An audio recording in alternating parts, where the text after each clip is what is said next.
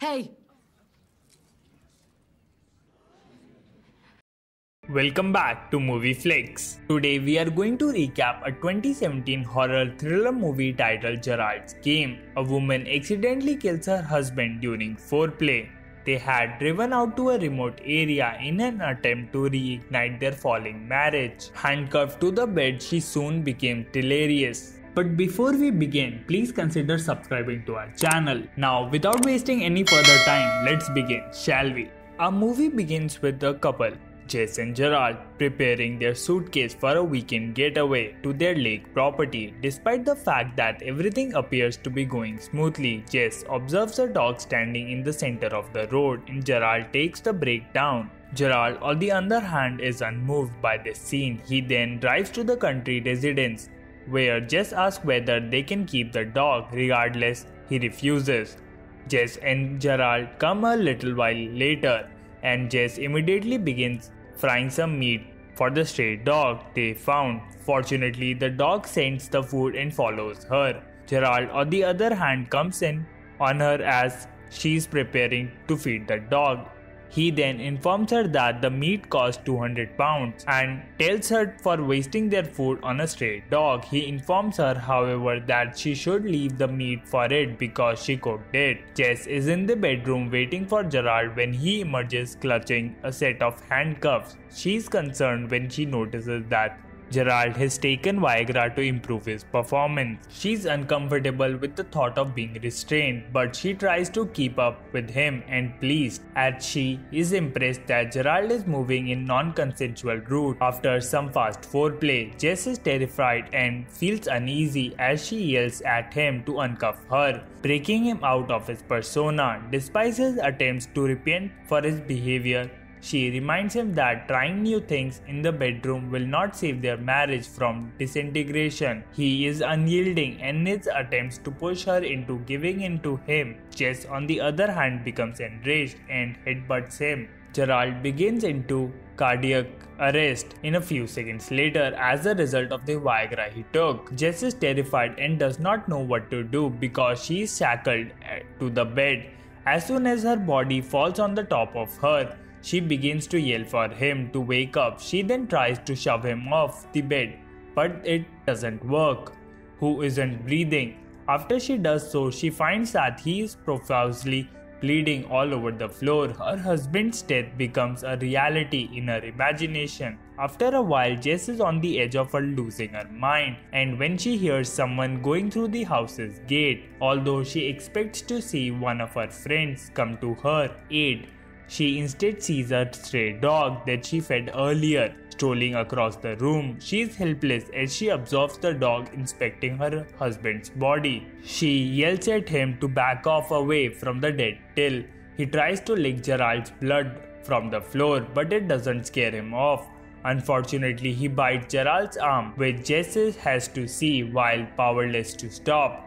While she is shouting, she is taken aback by her husband jumping up from the floor to scold the dog for biting a part of his arm. Terrified, she realizes his body is still on the ground, but she is having hallucination of him being alive. After discovering this, his phantom begins to chase her by wasting vital time while Gerald is bleeding out.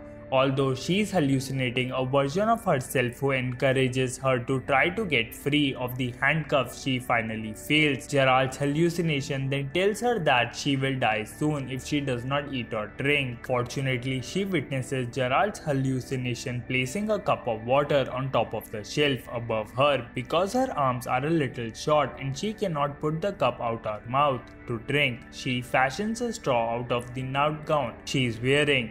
Jess can't keep her eyes open after crashing, so she falls asleep, owning the heightened stress levels. After a few hours, she awakens to the sound of the dog barking outside. Although she sees a man standing in the corner of the room, she quickly recognizes that he is her only delusion. She then reminisces about her childhood memories with her family. She had a reasonably calm upbringing until her father assaulted her when she was younger during a family trip to view a solar eclipse. Jess spirals even further As a result of recollection, Gerald's delusion tells Jess that the mystery men she saw in the Moonlight Men, whose purpose is to kill her and collect any jewelry she owns. As a result, she yells at the hallucination to leave her alone. After a while, she recalls how her father coerced her into not telling her mother. Unfortunately, she was more afraid of her mother's reaction to her learning what her father had done to her. So she agreed to his request. Jess is startled awake by the dog attempting to attack her in her sleep. Fortunately, she finds the strength to kick him. Gerald's hallucination appears as if on cue to tell her that death will come after her. Dressed as the Moonlight Men, he then tells her that no one will ever know how she died, but she tries to block him out by revisiting her past memories in search of a way out. Later that night, Jess dreams of the solar eclipse. She then confronts her inner child, who tells her that she abandoned her. However, all she tells her is that she needs to travel back to the days so she can find out how to get out of her handcuffs. She then recalls breaking a glass with her bare hands at the dinner table and how the pouring blood helped her get free of the handcuffs. Although Gerald's hallucination is discouraging her conduct, her own hallucination is telling her to act swiftly since she is dehydrated. As a final resort, Jess takes the cup of water on the shelf and breaks it with her right hand. She screams in agony as she cuts her hand to lubricate it. As she pulls it out of the shackle, she tears the skin and flesh away from it, leaving only bones and nerves. Even as she retrieves her phone from the nightstand, she discovers that her battery was dead, prompting her to rush to the restroom in search of the key to the other shackle. She tries her hardest to bandage her own hand now that she is free. However, due to dehydration and blood loss, she passes out. Later that night, she wakes up under the bed to find her dog attempting to attack her again as Gerald's corpse begins to rot. Then she hears the dog whining and fleeing, afraid of something. However, when she turns around, she sees the Moonlight Man standing in the corridor. She walks to him, brave to give him her ring, as he shockingly lets her go.